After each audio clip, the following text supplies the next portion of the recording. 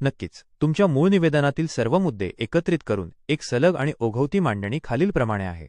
हे निवेदन तुम्ही अहवाल किंवा भाषणासाठी थेट वापरू शकता. जिल्हा परिषद शिक्षक विरुद्ध माध्यमिक शिक्षक, तंत्रज्ञान आत्मसात करण्यातील तौलनिक आढावा. सद्यस्थितीत जिल्हा परिषदेचे शिक्षक नवीन तंत्रज्ञान आत्मसात करण्यात अधिक क्रियाशील आणि टेक सॅव्ही दिसत असले तरी माध्यमिक शिक्षकांसमोर विशेषतः खासगी व अनुदानित शाळांतील काही वेगळी आणि गंभीर आव्हाने आहेत. जिल्हा परिषद शिक्षकांच्या या आघाडीमागे मुख्यत्वे प्रशासकीय अनिवार्यतेचा मोठा वाटा आहे. गेल्या काही वर्षांत सरल पोर्टल, संच मान्यता, शालार्थ आणि ऑनलाईन बदली प्रक्रिया यांसारख्या कामांमुळे त्यांना तंत्रज्ञानाचा वापर करणे बंधनकारक झाले आहे. सोबतच निष्ठासारख्या व्यापक शासकीय ऑनलाईन प्रशिक्षणांमुळे या शिक्षकांचा डिजिटल प्लॅटफॉर्मशी थेट परिचय झाला असून ग्रामीण भागातील विद्यार्थ्यांना जागतिक दर्जाचे शिक्षण देण्यासाठी अनेक शिक्षकांनी लोकसहभागातून शाळा डिजिटल केल्या आहेत.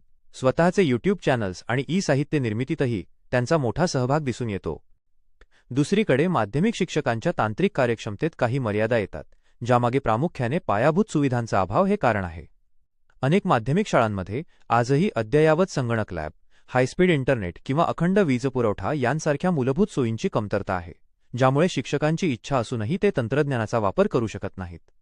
तसेच माध्यमिक स्तरावर बोर्डाच्या परीक्षांचे नियोजन, अंतर्गत मूल्यमापन आणि अभ्यासक्रम वेळेत पूर्ण करण्याचे प्रचंड दडपण असते, ज्यामुळे नवीन तंत्रज्ञान शिकण्यासाठी आवश्यक असलेला अतिरिक्त वेळ काढणे या शिक्षकांना कठीण जाते.